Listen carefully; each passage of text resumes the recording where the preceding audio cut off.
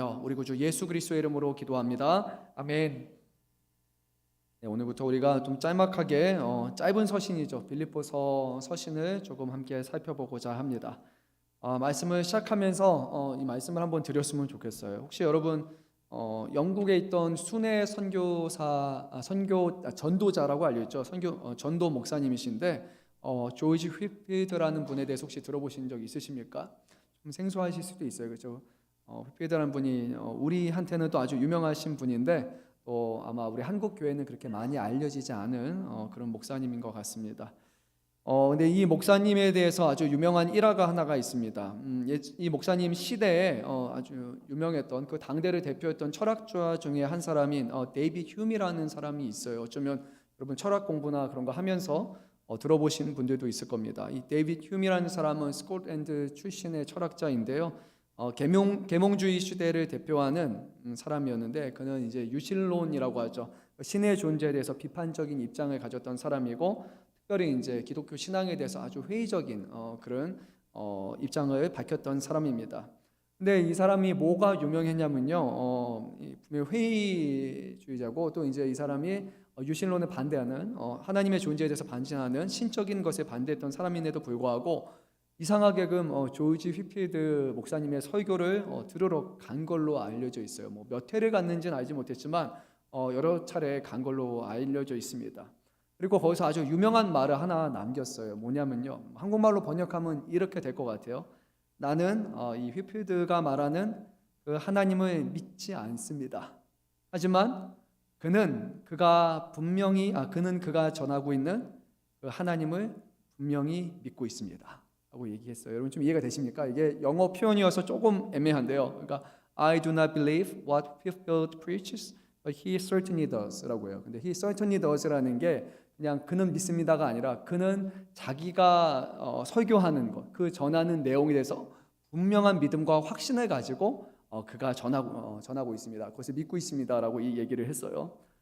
저는 이게 아주 우리에게 중요하다고 생각이 듭니다. 단순히 말씀을 전하는 목회자인 저뿐만이 아니라 여러분들이 예수 그리스도의 복음을 전할 때, 정말 그분의 살아계심에 대해서 전할 때, 그분을 찬양할 때 정말로 여러분들이 이것을 믿고 있느냐가 저는 좀 중요한 것 같아요. 믿지 않는 사람들이 봐도 자기는 믿지 않는데 저 사람은 좀 여기 많이 울리는 것 같아요. 저 사람은 자기가 무엇에 대해서 전하고 있는지, 자기가 말하는 것을 분명히 믿고 있다라는 그 확신을 느낄 수 있어야 되는 것 같아요. 근데 우리가 그 확신이 없다면 이것을 듣는 사람들이 어떻게 확신을 가질 수 있습니까? 그래서 원로 목사님도 예전에 그렇게 얘기했잖아요. 이렇게 사기꾼이나 뭐 그런 사람들은 가짜 약을 팔면서도 확신을 가지고 자기는 진짜라는 확신을 가지고 그렇게 하는데 우리는 예수라는 이 복음을 가진 정말로 만병통치약 가장 좋은 것을 가진 우리들인데도 불구하고 우리가 믿는 것에 대한 확신이 없이 그렇게 말하고 살아가는 모습이 있는 것 같아요. 심지어 우리가 좀 배척하는 이단이라고 말하는 사람들은요, 얘기해보잖아요. 깝깝하리만큼 딱 확실해요. 본인들이 이거 믿다, 이게 확신하다라는 마음을 가지고 전하는데 오히려 진짜 복음을 아는 우리들은 이게 맞을까? 이거 정말로 맞나? 라는 그런 불확신을 갖고 있는 모습이 있는 것 같습니다. 그래서 우리가 정말로 예수를 온전히 믿고 있는지, 그분이 우리에게 가르쳐 주신 이 복음이 정말로 우리가 이것을 믿고 있는지, 여러분 우리의 믿음과 우리의 신앙을 다시 한번 돌아보면 좋을 것 같습니다. 여러분이 주변에 있는 사람들이 여러분의 모습을 보면서, 여러분의 살아가는 모습을 보면서 저 사람은 분명한 확신을 가지고 살아가는 사람들이다. 나는 동의하지 못하지만, 나는 그렇게 못하겠지만 분명히 그 확신을 가지고 살아가는 사람이다. 저 사람이 믿는 하나님은 정말로 저 사람에게는 진정한 하나님이다라는 그 정도의 모습은 우리가 해야 되지 않을까 생각해 봅니다. 그래서 저도 그렇고요. 말씀을 전하는 저도 제가 전하는 이 말씀이 살아계신 하나님의 말씀이고 오늘도 우리의 모든 메마른 심령을 회복시키시고 오늘에게도 지금 2000년이 지난 지금에게도 변하지 않는 오늘 살아있는 말씀이라는 그런 확신을 가지고 전합니다. 그래서 여러분들도 이 말씀을 들을 때 2000년 전에 수천 년 전에 전해졌던 고대 문헌이 아니라 누군가에게만 전해졌던 그것이 아니라 지금 우리 안에서도 살아 역사하시는 하나님이시라는 것을, 그 말씀이라는 것을 여러분들이 듣고 확신하는 시간이 가졌으면 좋겠습니다. 자, 오늘 우리가 나눌 이 말씀 짤막한 말씀입니다. 그리스도 예수의 종 바울과 디모데는 빌립보에 있는 그리스도 예수 안에 모든 성도들, 감독과 집사들과 함께 있는 자들에게 편지하노니 하나님 우리 아버지 주 예수 그리스도로부터 은혜와 평강이 너에게 있을지어다. 아멘 합니다. 우리가 종종 이제 사도 바울을 통해서 우리에게 전달되는 성령으로 감동돼서 그가 기록한 이 서신서의 내용을 볼 때 첫 시작이 보통 이렇게 됩니다. 우리가 종종 이것을 인사말이라고 그렇게 말합니다. 그리고 인사말이고 또 서두이기 때문에 그냥 이렇구나, 이렇게 문안 인사하는구나라고 그렇게 넘어가는 경향이 저에게도 좀 있는 것 같아요. 그런데 이 말씀을 잘 묵상하다 보면 특별히 오늘 빌립보서의 이 말씀은 단순한 인사말 그 두 구절이 아니라 이 안에는 그 이상의 깊은 의미를 갖고 있는 것 같습니다. 왜 이 말을 시작을 했을까? 왜냐하면 빌립보에 있는 성도들에게 말을 전할 때 여러 가지 하고 싶은 말들이 있겠지만 분명한 의도를 가지고 이 말씀을 인사말을 전하는 걸 거예요. 그래서 이 안에는요 분명히 빌립보 교회가 처한 어떤 상황에 대한 그 부분이 좀 암시가 돼 있을 것이고, 그리고 빌립보 교회에서 살아가는 성도라 불리는 사람들이 과연 어떤 신앙의 정체성을 가지고 살아가야 되는지 그것이 이 안에 담겨 있고, 또 빌립보서의 말씀의 인사말은 좀 특별하죠. 왜냐하면 여기는 감독 또는 여기는 집사라는 그 직분이 언급된 그런 유일한 서신서이거든요. 그 인사말에. 그러니까 이것을 통해서 당시 빌립보의 교회를 대표하는 그 지도자들에게 주었던 그 역할이 무엇인지에 대해서 또 한번 우리에게 말씀하고 있고, 무엇보다 그리스도 예수 안에 있는 그 복음의 핵심을 아주 간결하지만 강력하게 우리에게 요약하고 있습니다. 그래서 이 말씀은 바울의 서신 전체 구조와 메시지를 결정짓는 어떤 복음의 기초라고 우리가 그렇게 볼 수 있습니다. 그래서 오늘 설교를 통해서 우리는 사도 바울을 통해서 단 9절로 보이는 이 빌립보 교회 이 두 구절의 인사말이 어떻게 이 교회로 하여금, 빌립보 교회로 하여금 복음의 시선으로 다시 초점을 맞추게 했는지 우리가 이것을 깊이 묵상하면서요, 또 오늘 성도로 부르심 받은 우리, 또 2000년이 지난 이 시대에서 또 주님의 몸된 교회를 세우며 살아가는 저와 여러분의 삶 가운데서도 이 빌립보 교회가 바라봐야 됐던 그 복음의 시각과 그 방향이 다시 한번 우리 안에도 자리 잡을 수 있는 그런 시간이 되었으면 좋겠습니다. 이 말씀을 나누면서 그냥 듣고 끝나는 말씀이 아니라 그 말씀을 통해 우리를 깨닫게 하시고 우리를 변화시켜 주시고 주님의 몸된 교회를 더욱더 세워갈 수 있기를 간절히 소망합니다. 오늘 말씀은요 좀 특이합니다. 오늘 말씀뿐만이 아니에요. 서신서에 보게 되면 사도 바울은 자신의 정체성에 대해서 좀 특별한 표현을 가지고 말씀합니다. 오늘 1절 말씀에 뭐라고 말하죠? 자신이 누구라고 밝히고 있습니까? 그리스도 예수의 종이라고 밝히고 있습니다. 아주 특별합니다. 왜냐하면 오늘날 우리 생각해 보면 여러분들이 누군가에게 만나서 자기 소개를 한다고 생각해 보세요. 그러면 주로 여러분은 어떻게 여러분을 소개합니까? 저는요 목사 누구입니다 라고 얘기를 하겠죠. 또는 그게 아니라면 학교 선생님에게는 사론이 아빠 노아입니다. 또 누군가에게는 최승희 씨의 또 배우자입니다 라고 그렇게 얘기를 할 겁니다. 여러분들도 갖고 있는 어떤 직업이 있다면 그게 아마 여러분들을 표현하는 그게 될 거예요. 나는 여기에서 일하는 누구입니다. 나는 뭐뭐하는 누구입니다. 나는 우리의 어떤 그런 아침에 우리 이름 앞에 붙는 그런 수식어들이 있잖아요. 근데 오늘 사도 바울은요 다른 것이 아니라 나는 어떤 사도입니다, 나는 어떤 사람입니다 그렇게 말하지 않고 이 빌립보서 말씀에서는 그리스도 예수의 종입니다 라고 자신에 대해서 그렇게 말하고 있습니다. 근데 이 종은 좋은 편이고요, 헬라어로 말하게 되면 둘로스는 노예입니다. 그러니까 자발적이든지 비자발적이든지 다른 사람의 소유가 되어서 속해 있는 사람이고 자기 자신의 어떤 의지를 행사할 수 없는 그런 존재예요. 근데 빌립보의 교회 성도들 향해서 노예입니다, 나도 노예고요, 누구도 노예입니다 라고 말하는 것은요 결코 듣고 싶은 그런 말은 아닐 거예요. 노예라는 인식 자체가 그 시대에서는 결코 자랑할 만한 것이 되지 않고 자기 자신을 이렇게 드러낼 만한 것이 아니잖아요. 그런데 왜 이렇게 부담스럽고 부정적으로 받아들이기 쉬운 이 호칭을 그는 사용하고 있을까요? 그리고 왜 이것을 사용하는 데 있어서 그는 어떤 꺼리낌과 부끄러움으로 여기지 않고, 실제로 우리가 말씀을 쭉 보다 보면 사도 바울은 이것을 영광스러운 그런 직분으로 여긴단 말이에요. 도대체 예수 그리스도의 노예라는 것이 무엇이기에 과연 우리가 이렇게 부를 수 있는가라는 것을 생각해 봐야 할 것입니다. 오늘 우리가 살아가는 시대는요 노예, 뭐 누군가의 모모, 속해 있는 종속된 존재라는 것을 별로 좋아하지 않아요. 우리 인간의 자율성과 우리의 자유를 아주 중요하게 여깁니다. 누구 아래 들어가서 일하는 사람은 대단한 사람이 아니라 좀 모자른 좀 그런 거예요. 아래에 있는 사람이에요. 그리고 뭐 사장, 회장, 뭔가 이렇게 어떤 거의 리더, 이렇게 지도자 되는 사람들이 누가 봐도 인정할 만한 사람이라고 그렇게 불리잖아요. 그런 호칭을 영광스러운 것으로 있는 그렇게 생각하는 시대에 살아가잖아요. 그런데 오늘 사도 바울은 나는 종입니다, 노예입니다. 이것을 너무나 자랑스럽게 서신서에 이렇게 사용을 합니다. 그 이유에 대해서 곰곰이 생각해 보면 노예라는 신분이 중요한 것이 아니라 종이라는 신분이 중요한 것이 아니라 사도 바울의 강조점은 그 주인이 누구냐라는 것에 있다는 것을 우리가 알 수 있습니다. 여러분, 누구가 주인이시라고요? 그리스도 예수가 사도 바울의 주인이시기 때문에 그에게는 이것이 결코 부끄러움이거나 수치가 되지 않습니다.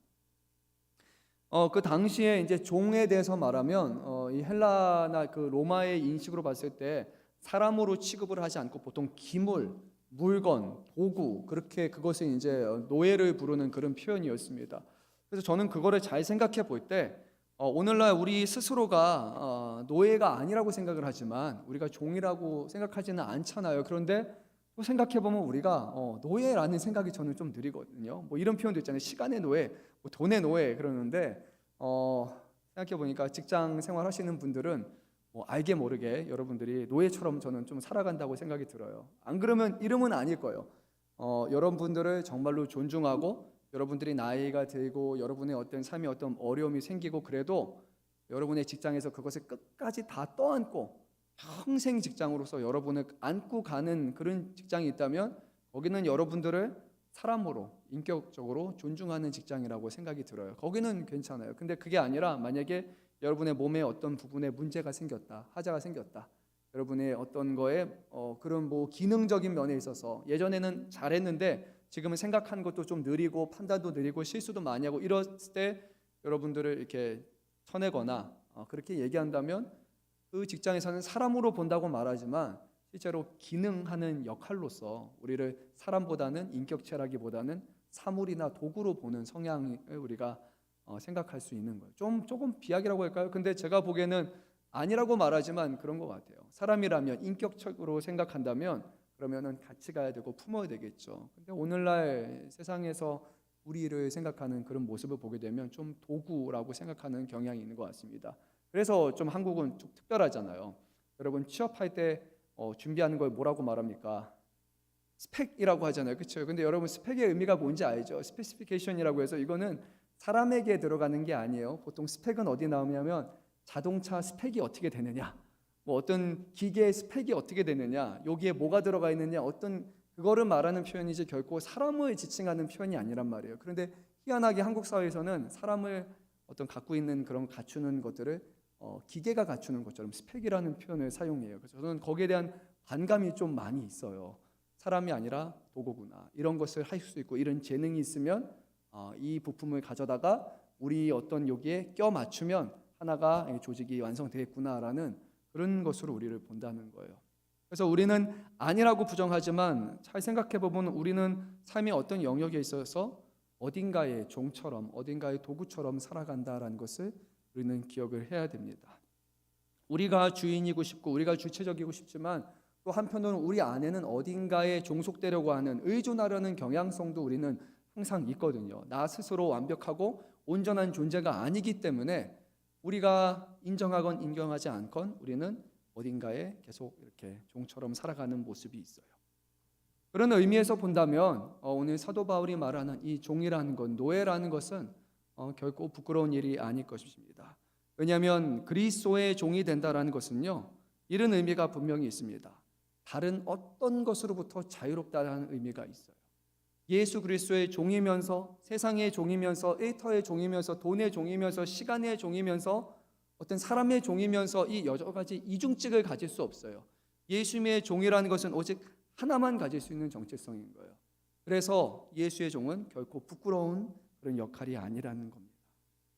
그래서 여러분 한번 우리 스스로를 생각해 보면 좋을 것 같아요. 여러분들은 누구이십니까? 여러분은 무언가의 종처럼 살아가고 있지는 않습니까? 만약에 여러분들이 어떤 거에 종이라면 세상의 종이거나 상황의 종이거나 뭐 시간 관계의 종이거나 이런 것이 아니라 여러분이 택하는 그 주인이 바로 예수 그리스도 한 분이셨으면 좋겠습니다.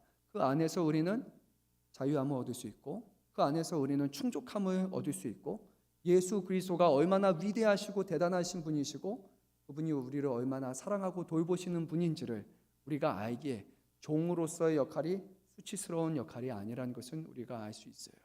세상의 주인은 우리 대부분의 것을 소모하거나 그런 일을 하지만 물론 다는 아니에요. 정말로 사랑하고 돌보는 그런 주인도 있을 거예요.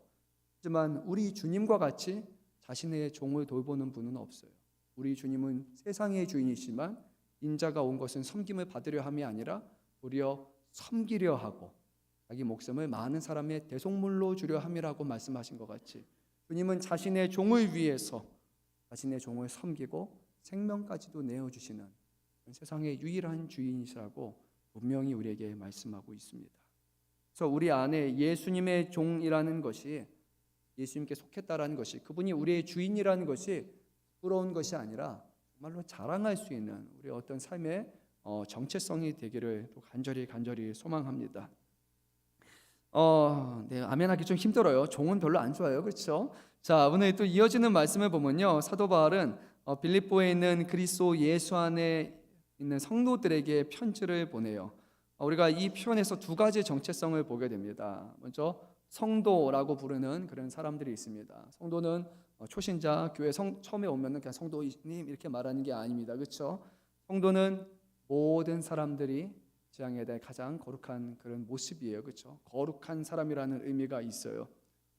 그런데 이 성도가 우리 스스로 존재하는 성도가 아니라 오늘 말씀에서는 그리스도 예수 안에 있다라고 분명히 말씀하고 있어요. 그리스도 예수 밖에서 예수를 떠난 성도는 존재할 수 없는 거예요. 그리스도 안에서만 우리는 거룩한 자들, 거룩한 백성이 되는 겁니다.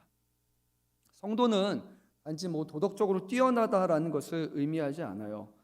구약의 배경에서 보면은 성도는 이런 배경을 갖고 있잖아요. 하나님께서 이스라엘 백성을 택하셔서 부르시고 하나님의 자녀로 세우실 때 모세에게 말씀하시죠. 내가 거룩하니 너도 거룩하라라고 하시면서 하나님의 거룩함을 드러내고 하나님의 거룩하신 하나님께서 택하여서 부르신 사람들을 성도라고 불러요. 이스라엘의 모습을 보게 되면 실제로 거룩하지 않습니다. 하나님의 모습을 그대로 반영하지도 않고 또 하나님이 기뻐하시는 그런 거룩함으로 살아가지도 않아요.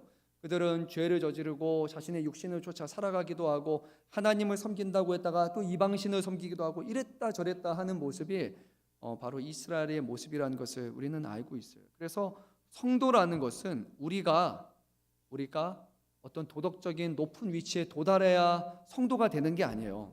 성도는 하나님께서 구별하신 사람들이 성도가 되는 거예요. 우리가 보기에는 내가 어떻게 거룩한 사람이 되겠어요? 라고 하겠지만 하나님이 아니야, 너희는 내가 구별한 사람들이야. 내가 택한 사람들이야. 나의 소유가 되었어 라고 하기 때문에 우리가 성도가 되는 겁니다. 다시 말씀드릴게요. 성도라는 우리의 정체성은 우리 스스로가 거둔 것이 아니라 하나님이 거룩하신 분이기 때문에 그 하나님의 자녀인 우리가, 하나님의 백성인 우리가 그 거룩하신 하나님 안에 종속되기 때문에 성도라고 부르게 되는 겁니다. 그래서 성도라는 표현 얼마나 아름답습니까? 여러분들 가서 성도님이라는 건 다른 말로 하면 하나님의 자녀예요. 하나님의 백성이에요. 하나님의 사랑과 하나님의 보호하심 가운데 살아가는 사람들이에요. 여러분, 이거보다 좋은 게 어디 있겠습니까? 그래서 저도요, 제가 지금은 목회자의 역할을 맡아 하고 있어요. 근데 제가 목사라는 직분은 평생 하는 직분이 아니에요. 그런데 변하지 않는 거는 있어요. 성도라는 직분은 저에게 결코 변하지 않는 직분이에요. 성도라는 직분이 가장 아름다운 직분이기 때문이에요. 직분이라기보다는 정체성이라고 하는 게 더 맞겠죠. 하나님의 소유라는 것입니다. 우리의 어떤 삶의 행위가 아니라 그리스도 안에서 우리가 거룩하다라는 것을 기억하시면 좋을 것 같아요. 근데 그리스도 안에라는 표현을 사도 바울은 오늘 또 우리에게 특별히 언급합니다. 이 그리스도 안에라는 표현은 신약 전체에 걸쳐서 사도 바울이 통해서 전해주는 그 핵심 신학입니다. 그리스도 안에라는 것은 단순히 그 안에 머물러 있다라는 그런 상태를 뜻하는 것이 아니라 그리스도 안에는 실제로는 예수님과 연합하다라는 것, 그리스도와 연합하여 하나 되다라는 그런 의미가 이 안에 있는 거예요. 그리스도 안에 그분과 우리가 하나 되다. 여러분 이게 말이 됩니까? 그분은 하나님의 아들이신데 어찌 죄 많은 우리가 주님과 하나가 될 수 있습니까? 어떻게 우리가 주님과 연합할 수 있습니까? 우리의 생각으로는 절대 될 수 있는 것이 아니에요. 이거는 물과 기름 같은 게 주님과 우리의 모습이잖아요. 그런데 성경에서는 우리가 예수 안에 죽고 살아가는 것을 통해서 그분과 우리가 하나 되는 연합을 이룬다라고 성경은 분명히 말씀해요. 그것은 주님께서 그것을 허락하시기 때문에 가능한 겁니다. 우리가 주님, 우리와 연합해 주세요라고 된 것이 아니라 그리스도께서 하늘에 계신 그분께서 이 땅의 낮은 자리에 우리의 인간의 모습을 같이 취하시는 그 겸손을 취하셔서 그분과 우리가 하나됨을 누릴 수 있게 된 거예요. 우리 주님의 순종이 우리의 순종이 되었고 예수님의 죽으심이 우리의 죽음이 되었고 그분의 부활이 우리의 부활이 되게 된 것은 주님께서 우리를 주님과 하나됨으로 우리를 인도하셨기 때문입니다. 이게 아주 중요하죠. 왜냐하면 예수님이 십자가의 죽으심이 자기 자신을 위한 것이 아니지만 그 예수님의 죽으심이 우리의 죽으심이 되지 않는다면 그러면 우리는 여전히 죄를 사함받지 못한 사람인 거예요. 예수님은 십자가에 돌아가셨지만 나는 여전히 죄인이잖아요. 근데 주님과 우리가 연합이 되어 있기 때문에 주님이 그것을 허용하셨기 때문에 자신의 죽음을 우리를 위한 죽음으로 여기셨기 때문에 그리고 주님의 부활 또한 우리를 위한 우리 모든 인류를 대표하는 그런 두 번째 아담으로서의 그 부활로 말씀하셨기 때문에 그래서 우리가 주님 안에서 하나 되어서 주님이 이루시는 것을 함께 누리며 살아갈 수 있어요. 예수님과 연합되다 하나다라는 표현이요. 여러분 막 어떻게 예수님 안에 거해? 예수님 뭐 이렇게 어렵게 생각하는 게 아닌 거예요. 주님이 이루셨기 때문에 주님이 원하시기 때문에 우리가 주님을 의지하는 것 그것이 바로 주님과 연합되는 길인 겁니다. 주님이 우리에게 말씀하시는 것에 듣고 순종하는 자가 주님과 연합을 이루는 사람이 되는 거예요. 근데 그럼에도 불구하고 종종 저도 생각해 보면 스스로 자격이 없다라는 생각이 많이 듭니다. 어떻게 내가 주님과 내가 영적인 결합을 이뤄갈 수 있을까? 어떻게 주님과 내가 하나 된다라는 것이 도저히 제가 보기에는 가당키도 않은 일처럼 느껴져요. 제가 뭐 하는 죄의 어떤 실수 그리고 어떤 죄책감, 뭐 저의 또 계속 반복되는 그런 연약함 이런 것들을 생각해 볼 때 어떻게 주님을 모시고 살아갈까? 어떻게 주님과 함께 살아갈까? 주님 안에 거하며 살아갈까? 저에게는 도저히 그것을 받아들이기 좀 어렵게만 느껴집니다. 그런데 성경은 우리에게 이렇게 말씀합니다. 그리스도 예수 안에 있는 자에게는 결코 정죄함이 없나니라고 말씀하기 때문이에요. 그 안에 거하고 그분께서 우리를 받아주시기로 하셨기 때문에 우리가 죄를 저지르느냐, 우리가 실수를 하느냐 안 하느냐, 우리가 얼마나 완벽하느냐 우리의 모습이 중요한 것이 아니라 그분 안에 머물러 있기를 우리가 소망하는 삶을 살아간다면 주님이 안에 거하시고 우리와 함께 하신다고 말씀하시는 거예요. 다시 말씀드리면 우리가 거룩한 이유 또한 우리의 완전함 때문이 아니라 그리스도의 거룩함을 우리의 거룩함으로 여겨주시기 때문에 그것이 가능한 겁니다.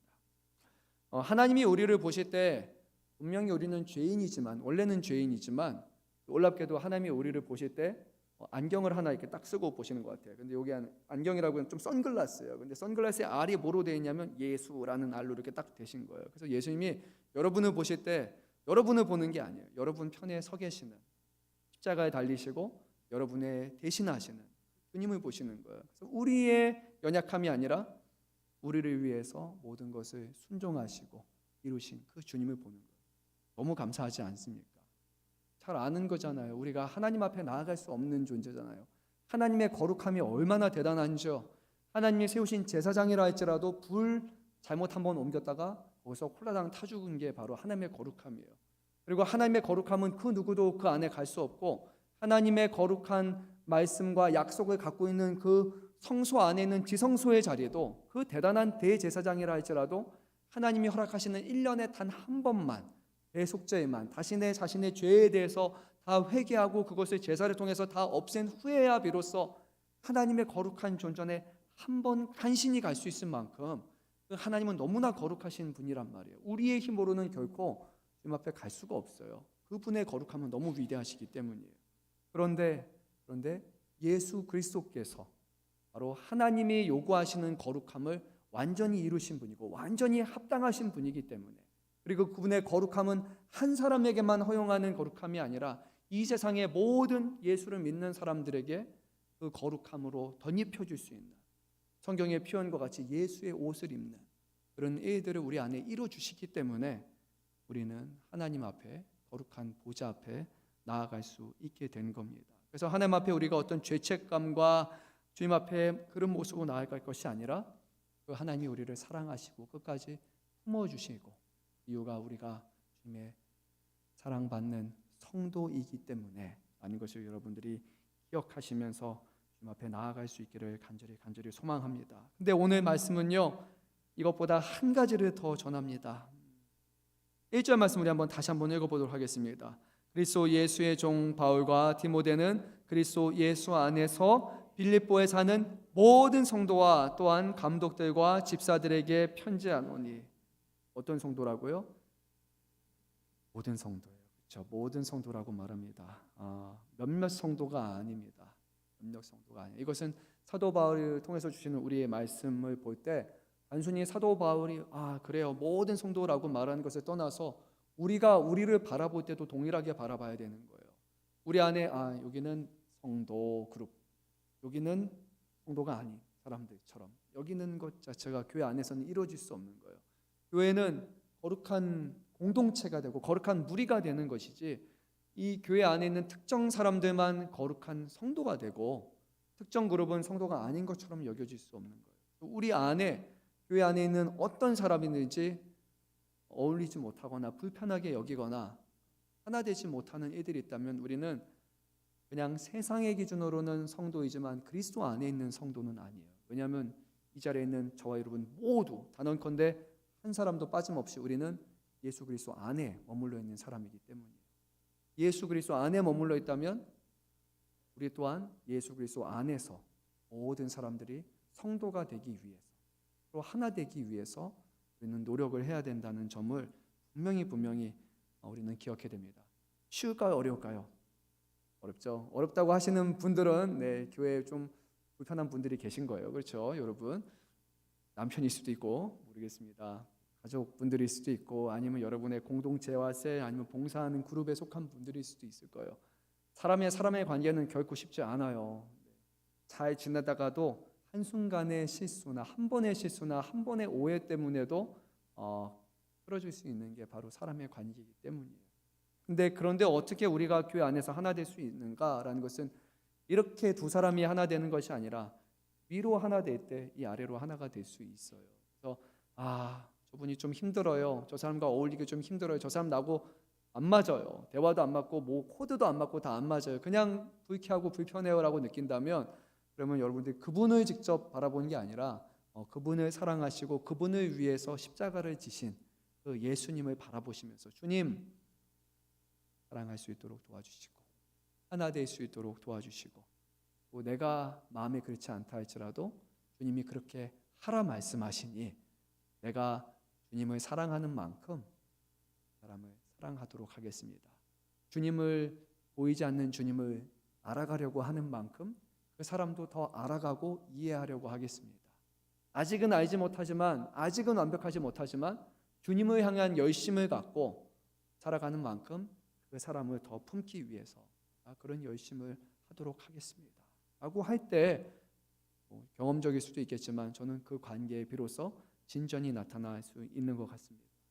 우리 모두가 다 예수 그리스도 안에서 하나 된 모든 성도라는 것을 좀 기억했으면 좋겠어요. 그래서 기도하실 때도 우리 요 틀에 요 사람들만 기도하는 게 아니라 정말로 하나님 우리 교회 모든 성도들 오늘 오가면서 이름도 알지 못하는 사람이라 할지라도 그 사람들까지도 더 알려고 힘쓰고 그 사람에서 기도할 수 있는 그런 아름다운 하나된 교회가 되었으면 좋겠습니다.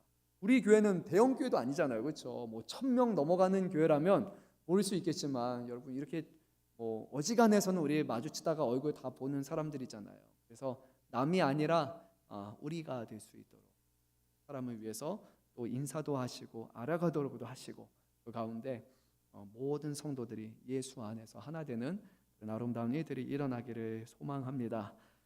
오늘 말씀을 보면요, 특별해요. 빌립보서에서는 직분자들을 언급을 합니다. 감독들과 집사들이라고 이렇게 표현을 합니다. 몇 가지 생각해 볼 수 있는데, 한 가지는 이것이에요. 사도 바울은 분명히 교회 안에 세워진 질서를 존중하고 있다는 것을 우리는 알 수 있어요. 교회의 직분은 그냥 명목상의 직분이 아닙니다.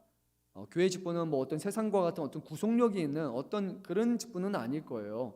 하지만 그럼에도 불구하고 영적인 공동체를 이뤄감에 있어서 영적인 질서는 분명히 필요한 것입니다. 교회 안에 있는 어떤 리더분들과 어떤 지도자분들과 그런 사람에 대해서 우리가 뭐 이렇게 평가하고 이렇게 뭐 왜 그래라고 그렇게 비판하는 눈으로 바라보는 것이 아니라, 주님께서 이 사람을 통해서, 이런 분들을 통해서 우리 교회를 더욱더 믿음 안에 세우고자 주님이 그것을 뜻하셨기 때문에 우리가 그것을 수용하고 받아들이고 그것을 존중하면서 그 안에 있는 좋은 점들, 장점들을 우리가 보고 배우고 또 감사하고, 때로는 사람이기 때문에 우리 안에 분명한 흠결은 있어요. 완벽한 사람은 없습니다. 정말로 뭐 이쪽은 잘하지만 나머지는 문제가 많이 되는 분들도 있어요. 근데 그런 부분이 우리에게 걸려 넘어지지 않도록, 그것조차도 우리가 품고 사랑할 수 있도록, 좋은 부분을 닮아갈 수 있도록 우리는 마음을 가져야 되고, 그 안에 세워진 어떤 리더분들 위해서 우리는 기도하는 것이 마땅한 일입니다. 오늘 말씀에서는 감독들과 집사라고 말하는데, 감독이라는 표현 자체를 오늘의 표현으로 본다면 두 가지로 볼 수 있어요. 장로 또는 목사, 이 역할에 해당하는 것이 그 당시의 감독의 역할입니다. 하는 주된 역할은 이거예요. 말씀과 가르침, 양육과 권면의 사역과 같은 그런 부분을 주로 담당을 합니다. 그리고 이제 필요한 것은 교회 질서에 따라서 어떤 영역에 있어서 치리라는 그런 영역도 필요하지만요, 주로 맡은 역할은 뭐냐면, 목사와 장로가 맡는 역할은 영적인 공동체를 이뤄나가는 데 있어서 권면하고 세우는 일들을 감당하는 거예요. 그러면 이제 반면에 집사가 있어요. 집사는 뭐냐면 섬김과 돌봄, 행정의 사역을 맡는 사람들이에요. 실질적인 일이 이루어지게 하는 사람들은 이것이 바로 집사의 역할이었던 겁니다. 그래서 우리가 초대교회 일곱 집사를 언급할 때도 사도 바울과 또 거기 있는 사도들의 사역에 있어서, 과부들을 돌보는 일에 있어서, 실제적인 영역에 있어서 돌보는 일을 감당했던 분들이 이런 분이었어요. 성령 충만한 사람들이었고, 정말로 누가 보기에 본이 될 만한 사람들로서 하나님의 일들을 이뤄가는 거예요. 그럴 때 사도들이 했던 역할, 그들이 기도하고 말씀하고 전도하는 그런 하나님의 일들을 감당할 수 있었고, 그리고 이런 구분과 질서를 따라서 같이 일이 이루어졌을 때 거기에 사도행전 말씀을 보게 되면 하나님의 말씀이 더욱더 퍼져가게 되었다라고 성경은 분명히 말씀합니다. 단 한 사람도 필요 없는 사람들은 없습니다. 교회의 모든 직분과 우리에게 주신 분들은 교회의 아름다운 꼭 필요한 구성원이고, 우리가 같이 협력하여서 또 이렇게 하나 될 때 주님이 기뻐하시는 일들을 우리는 이뤄갈 수 있는 겁니다. 그래서 그렇게 보게 된다면 우리 감독이라고 말하는 장로 또는 목사라는 부분과 또 집사라는 이 두 가지의 직분은 교회 건강한 운영을 위한 양 날개라고 우리는 볼 수 있어요. 그런데 예수님이 보여주시는 그 모습은 결국 직분이라는 것은 위에 있는 것이 아니라 섬김이라는 것을 분명히 성경은 말씀합니다. 섬김을 막 섬기세요라고 강요할 수는 없지만, 우리 직분을 맡은 사람들의 기본적인 인식은 하나님을 섬기는 것과 그 다음에 교회를 섬긴다라는 것을 우리는 가져야 돼요. 그리고 나서 세상을 섬기는 사람이라는 것을 기억해야 됩니다. 교회를 섬긴다라는 것은 이 교회의 모든 구성원부터 시작해서 모두를 섬기는 사람인 거예요. 지시하는 리더십이 아니라 우리 주님이 보여주신 리더십은 섬김의 리더십이라는 것을 우리가 기억해야 되는 거예요. 세상의 어떤 목자처럼 자기의 생명을 유지하기 위해서 양을 잡아먹는 그런 목자가 아니라 양을 위해서 죽는다라고 말씀하신 것, 그것이 우리 주님이 보여주시는 그 리더십이잖아요. 돌보고 품고 사랑하고 섬기는 리더십을 우리가 이해할 수 있어야 됩니다. 세상에서 보면은 모르겠어요, 이게 선호될 만한 것인지. 아마 한국의 모습을 보게 되면 좀 그런 거 좋아하잖아요. 강한 리더십, 카리스마 이런 거 좋아하잖아요. 딱 말씀하면 딱 이런 거, 요즘은 아닌가요? 예전에 그런 거 좋아하셨거든요, 많이들. 한국 사람들이 좋아하는 리더십은 뭐 이런 거보다 뭐 됩니다, 믿습니다, 뭐 이런 거가 뭔가 좀 매료되고 끌리는 게 있잖아요. 저도 그런 거 좋아하거든요. 남자분들이나 이런 분들이 강력하게 말하면 고기가 끄덕여져요. 맞아요, 그렇게 될 것 같아요. 뭐 이런 거 좋아한단 말이에요.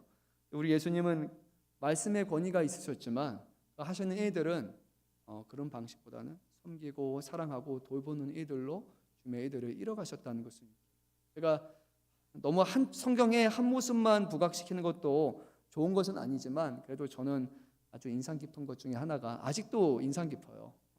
예수님께서 요리하신다라는 것에 대해서 저는 그 부분이 정말로 인상 깊어요. 여러분 만들어낸 거 아니에요. 여러분 아시죠, 그렇죠?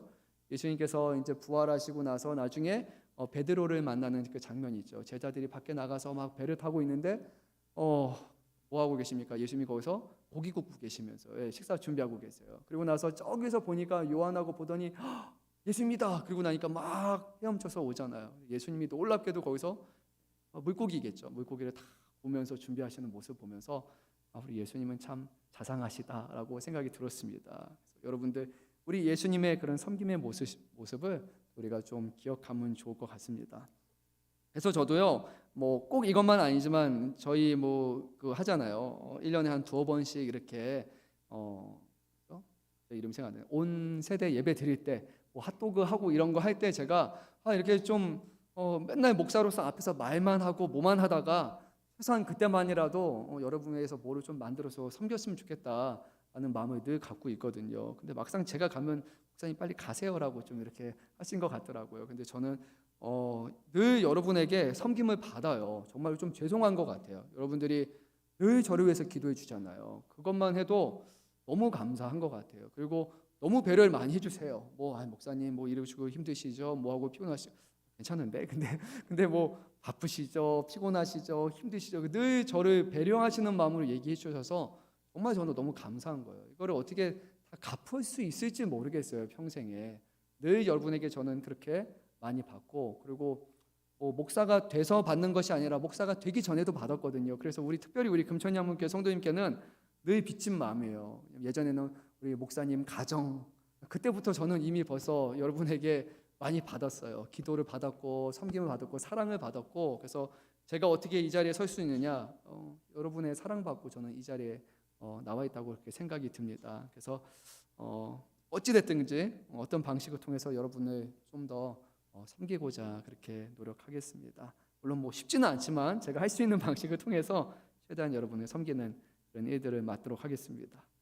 오늘 이 두 가지 직분이 언급된 또 다른 그런 이유가 있을 것 같아요. 왜냐하면 실제로 빌립보서 말씀을 보게 되면 이 안에는 교회 안에 분란이 있습니다. 두 여성분들이 어떤 이유에서든지 이름이 거론될 만큼 큰 문제를 일으킵니다.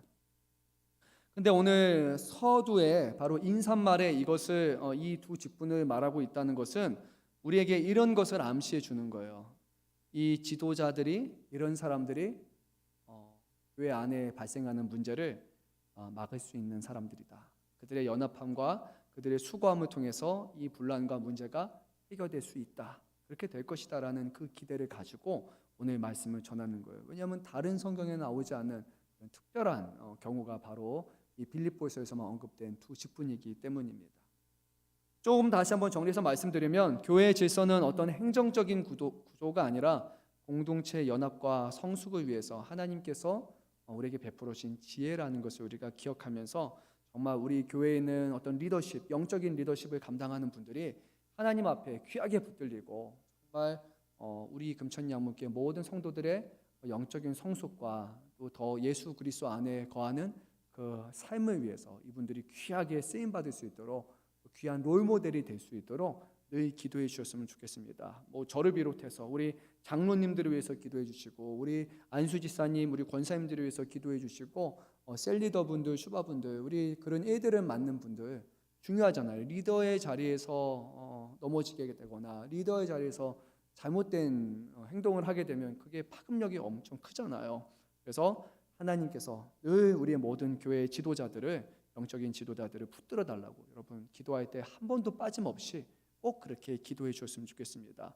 섬기고 서로 사랑하는 그런 아름다운 교회의 리더십과 그런 영적인 질서가 세워질 수 있기를 간절히 소망합니다. 오늘 사도 바울은요, 생각보다 2절 말씀이 길죠. 짧을 거라고 생각했는데 우리 한번 1장 2절 말씀 한 번 더 읽어보도록 하겠습니다. 하나님 우리 아버지와 예수 그리스도부터 은혜와 평강이 너에게 있을지어다. 아멘. 오늘 사도 바울은 이렇게 말하는 것 같아요. 축복의 근원을 바로 하나님 우리 아버지와 예수 그리스도라고 그렇게 밝히고 있는 것 같습니다. 하나님은 누구시냐? 우리의 아버지시다.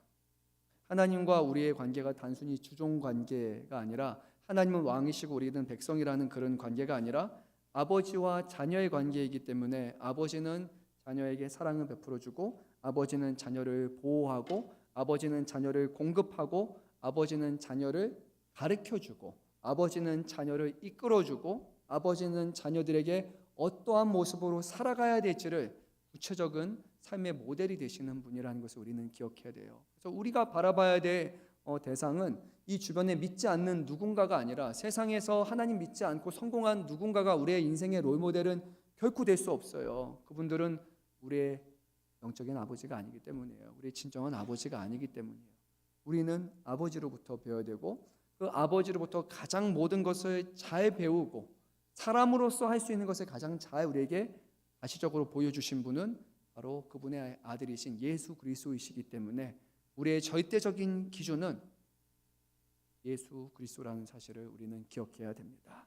그분이 어떤 삶을 사셨는지, 그분이 우리에게 무엇을 말씀하셨는지 그것을 귀담아 듣지 않고 그것을 배우려고 하지 않고 그 삶을 살아가지 않으려고 한다면 우리는 말로는 아버지지만 아버지와 전혀 유사점이 없는 그런 자녀가 될 수 있는 거예요. 그것은 아니잖아요. 들어보니까 제가 어디 지나가다 들었는데 보니 그러더라고요. 지난주구나. 교육자실에서 잠깐 들었는데 이 묘하게 그런 게 있더라고요. 부모님과 자녀들을 보면 걸음걸이가 비슷하대요. 제가 한번 생각해봤어요. 우리 아버지와 저희 첫째 형하고 걸음걸이가 좀 비슷한 것 같긴 해요. 보니까 약간 그런 게 있는 것 같아요. 그리고 약간 닮는 게 있어요. 은연중에. 그리고 저희 샤론이도 보니까 이거 약간 내가 하는 거랑 비슷한데 그게 좀 떠오를 때고 노아도 약간 웃을 때 보니까 제 모습이 좀 보이는 거예요. 자녀는 부모를 닮아요. 자기가 원든지 원트 않든지 그렇죠. 때로는 어떤 안 좋은 것도 닮아가잖아요. 부모로부터 어렸을 때 폭행을 당하거나 어떤 욕설이나 이런 걸로 통해서 아주 안 좋은 것을 경험했는데 본인도 나중에 놀래잖아요. 자기도 자기 자식한테 그렇게 폭행을 하거나 폭언을 하는 것을 보고 내가 너무나 닮기 싫었던 모습인데 내가 지금 이거 똑같이 하고 있다고 막 놀래가지고 그런 것도 있잖아요. 근데 부모는요 닮아갈 수밖에 없습니다. 그래서요 여러분 저와 우리 모두는요 우리 아버지 되시는 하나님 그리고 그것을 보여주신 예수 그리스도를 닮아가야 되는 게 맞는 거예요. 우리의 모습을 볼 때 사람들이 예수님의 모습을 볼 수 있어야 되는 거예요. 우리 하나님 아버지의 모습을 볼 수 있어야 되는 거예요. 바로 거룩함의 모습이 우리 안에 비춰져야 되는 거예요. 비록 우리는 완전하지 못하지만 우리가 그분을 배우기에 힘쓰고 그분을 아버지로 모시고 그분을 인정하기 때문에 우리의 모습에는 은연중에 비춰지게 돼요. 지금은 아직 희미할 수도 있고 또 신앙생활 열심히 하면서 예수님 열심히 사랑하고 닮아가면서 그 모습이 조금 더 구체화될 수도 있지만 마지막 때는 명확해요. 우리가 주님을 만나는 그 천국에서의 우리의 모습은 누가 봐도 하나님의 자녀라고 불릴 만큼 영광된 모습 그리고 성화되어서 거룩한 모습으로 우리가 변화될 것이라고 저는 그렇게 믿습니다. 그래서 지금 제 자신의 모습을 보면 주여 하지만 앞으로 주님께서 더욱더 저를 변화시켜 주시고 마지막 때 완성하실 그 모습을 보면 주님 감사합니다라는 마음을 가져야 되는 거예요. 예수 믿는 사람들은 현실에 살아가지만 현실의 우리의 모습만이 아니라 주님께서 완성하실 그 모습을 우리는 바라보면서 또 기대하며 살아가야 되는 거예요. 그러니까 우리에게는 늘 소망이 있는 것 아니겠습니까? 어제 이제 청년분 또 신방이 있어가지고 잠깐 가면서 그런 얘기도 제가 나눴던 것 같아요. 저에게도 이게 좀 중요한데 하루를 시작할 때 왜 말씀으로 시작을 해야 되는가라는 거에 대해서 잠깐 얘기를 했어요. 이유 중에 하나가 여러분들이 밖에 나가면 늘 들려오는 소식은요 부정적인 소식일 거예요. 좋은 소식 거의 못 드시죠 여러분. 뭐가 안 된다, 뭐가 어렵다, 뭐가 일어났다. 사람 하루 종일 듣는 소식의 태반은요 배드 뉴스예요. 안 좋은 것밖에 없어요. 근데 여러분의 말씀은요 우리가 좋은 뉴스를 들 수 있는 좋은 소식을 들 수 있는 통로는 저는 이 성경 말씀인 거예요. 사랑하신다, 함께 하신다, 복 주신다, 위로자가 되신다. 염려하지 말라. 내가 너와 함께 한다라는 이 우리에게 가장 힘이 되는, 그리고 말뿐만이 아니라 정말로 그것을 이루실 힘과 능력이 있으시고 그 일을 행하시는 그 주님의 좋은 소식을 듣지 않고서 우리가 하루를 살아간다면 하루가 늘 그럴 거예요. 그렇게 끝나고 나서 하나님의 말씀을 듣는 것도 유익이 있겠죠. 하루 종일 안 좋은 소식을 듣고 나서 그래도 좋은 소식이 있네. 하지만 저는요, 그것보다는 하루를 좋은 소식으로 시작했으면 좋겠어요. 그러면 우리의 생각이 달라질 거예요. 이렇게 안 좋은 일이 있지만 하나님이 계시니까 괜찮은 거야. 이런 안 좋은 일들이 우리에게 계속 있지만 주님이 이렇게 말씀하시니까 이겨낼 수 있어 라는 거예요. 마지막에 듣느냐 아니면 처음에 듣느냐의 차이는 분명히 우리에게 있는 것 같아요. 우리가 사람이기 때문에. 그래서 저는 여러분들이 하루를 꼭 말씀으로 시작했으면 좋겠어요. 짧은 시간이라 할지라도 말씀을, 정말로 너무 바빠서 뭐 한두 절, 두 구절이라 할지라도 말씀을 하면 보면서 말씀이 우리 향한 하나님의 말씀이라고, 오늘 내가 넘어지지 않겠다고, 주님을 기쁘시게 하는 삶을 살겠다고, 주님 의지하겠다고 말씀 붙들고 기도하시면서 정말로 하나님의 자녀답게 살아가시는 저와 여러분 되었으면 좋겠습니다. 그래서 아버지라고 우리에게 말씀하고 있고, 또 예수님은 우리의 주이세요. 주인이라는 것은 단순히 주종 관계가 아니라 우리의 모든 것을, 우리의 삶을 책임져 주신다라는 그런 의미가 있기 때문에 오늘 아버지와 주인 되시는 예수 그리스도를 우리가 잘 붙들었으면 좋겠습니다. 마지막으로 말씀 전합니다. 오늘 성경 말씀은 은혜와 평강이 너에게 있을지어다라고 그렇게 선포합니다. 정말로 복음의 두 축이라고 저는 그렇게 생각이 들었어요. 은혜는 우리가 받을 수 없는, 받을 자격이 없는데도 불구하고 하나님이 베풀어 주시는 호의잖아요. 평강은 뭡니까? 하나님과의 막힌 담이 허물어지고, 하나님과 우리가 예전에는 죄로 인해서 다투는 존재였고 심판받아야 되는 존재였지만 이제는 예수 그리스도 말미암아 하나님과 우리가 화해하였기 때문에 이제는 하나님과의 이루어지는 화해 속에서 오는 내적인 안정과 또 그런 공동체 안에서의 어떤 관계 회복, 이런 것들이 아마 평강이라고 볼 수 있을 것 같아요. 그래서 은혜가 없다면요, 우리는 자격이 없는 사람들로 남아 있는 거예요.